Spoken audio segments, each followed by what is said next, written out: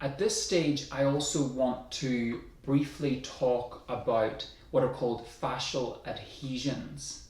So when we wake up in the morning, you'll notice that you feel quite stiff. So if you try ever to do a yoga practice literally first thing in the morning, you'll feel like you're maybe 30 years older than you actually are. And then slowly throughout the morning, as we begin to move, we kind of get our typical range of movement back again. What essentially has happened is that overnight, when you're in prolonged periods of a particular position, the fascia and the layers of fascia begin to adhere. And in the latest research, there has been almost 200 kind of cross linkages that have been discovered between the layers of fascia. And this is called fascial adhesion. So the fascia becomes sticky and the layers struggle to move easily and glide apart. And then as we begin to move, these fascial adhesions get broken down and we get our range of movement back again. A similar thing happens when we, say, are sat for most of the day for weeks on end looking down at a computer screen.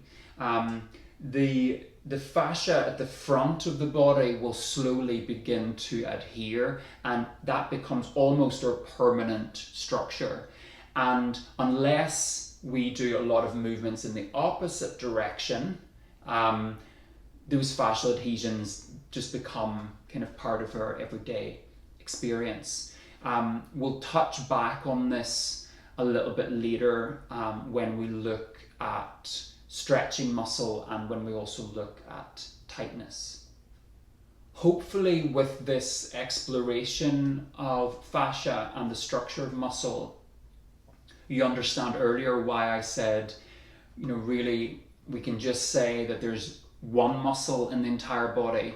Everything is connected. We are one entity. We are not a collection of separate parts. And what's also interesting is that in the past, we used to believe that a particular part of the brain stimulated a specific muscle. So a scientist was able to map that out and basically mapped on the brain the different regions that innervated different elements of the body. And then years later, a scientist replicated this and actually discovered something interesting. When he stimulated a specific part of the brain, he realized that not just one muscle innervated, but almost a collection of muscles did. So he stimulated a part of the brain that was believed originally to only stimulate the bicep. But what he noticed is that not only the bicep contracted, but the body weight shifted in that direction and the mouth opened.